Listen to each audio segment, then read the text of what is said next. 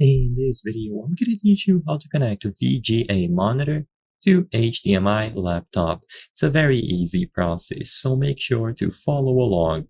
If you want to connect a monitor that has a VGA port to a laptop that has an HDMI port, you won't be able to do this directly. However, by using the proper adapter, you will be able to connect them both together.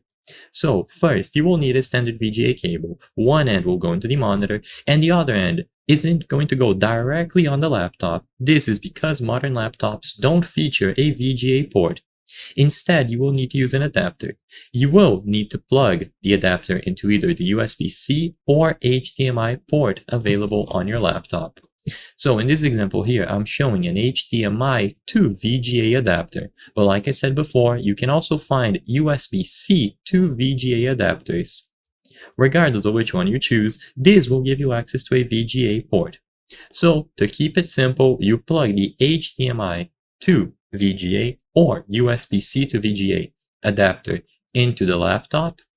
And once the adapter has been plugged into the laptop or any other device, you finish the connection by plugging one end of the VGA cable into the adapter and the other one into the monitor. So it is going to act as a bridge between your VGA monitor and your laptop. Once this is done, as long as the monitor is receiving power, usually from an external power supply, it should power on and it is going to be detected as an external monitor by your laptop. Even if it is very old and it only has access to VGA, as long as you use the proper adapters, this will allow you to establish a connection and use the monitor. So I hope I was able to help you. If this video helped you, consider subscribing.